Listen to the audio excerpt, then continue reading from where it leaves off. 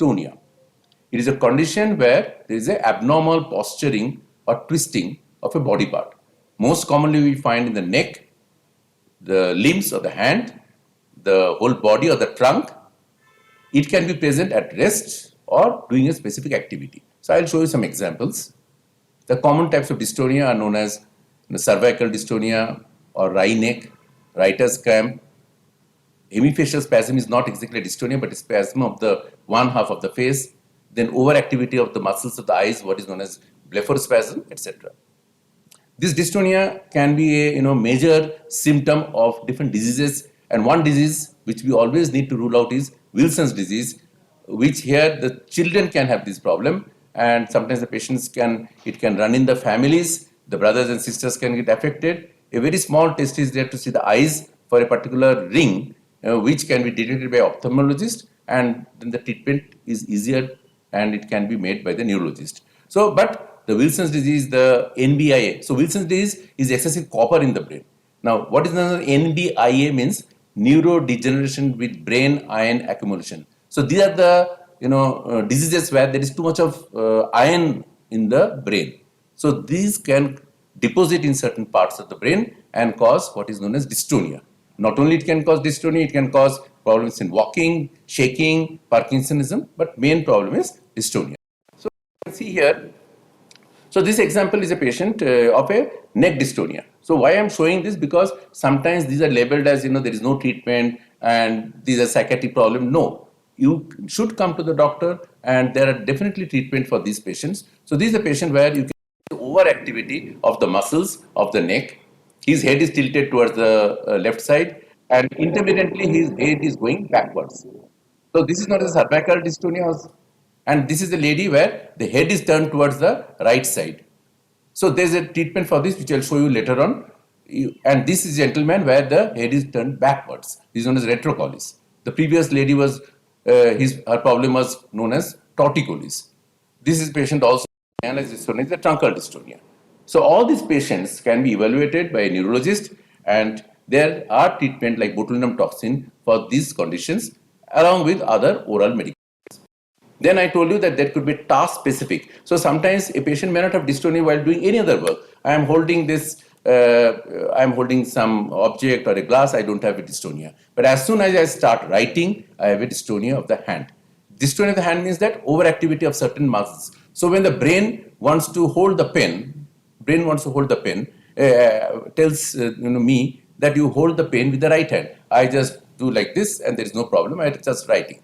But in a patient of writer's cramp, the brain gives the signal, but there are many other muscles in and around those two fingers which start overacting and cause dystonia. So you see this gentleman. What we are supposed to do when writing, that finger which is going up, the index finger, is not supposed to go up. But whenever the patient is trying to write, you can see the finger is going up. So this is an example of a writer's cramp while writing. And this is a gentleman where there is an advanced stage of a writer's cramp where his writing becomes illegible, patient stoops downward, overactivity of these fingers. Along with the dystonia, there is a shaking, which is known as dystonic tremor. So all these needs to be detected early and also treated sometimes with botulinum toxin injection. You will see many patients or many persons, sometimes overactivity, you go to the sunlight, there is overactive, too much closure of the eyes. He is not able to open the eyes. And this gentleman is having what is known as a blepharospasm. You can see here, I am telling the patient to close the eyes. After closing the eyes, he is not able to open it. There is overactivity of the muscles which close the eyes. He uses a trick maneuver known as geste, antagonist sensory trick, and just touches, it goes away. But this sometimes can make the patient almost, functional blind. So I'm just playing again. So what happens is that some patients can have, once they close the eyes, they are not able to open it. So, but there is a very good treatment for this. We need to give some small botulinum toxin injections by a movement disorder specialist can give it. And there is a very good improvement, almost 90 to 100% improvement. And this improvement lasts for 3 to 6 months. There is another condition where you can see, sometimes you will see some persons having winking of the eyes or spasm of one side of the face. But there is a treatment for this. Again, what is known as botulinum toxin. So there is, see, you can see here overactivity of the muscles of this face. And if it is not treated, it can go into contracture and permanent disability. So you should consult if you see this type of problem in the community or any patient, you should send to a neurologist and they will investigate. There are certain causes of this hemifacial spasm in the brain, and MRI should be done. But in most of the patients, we do not find any single cause, but the treatment is very satisfactory, giving botulinum toxin injection.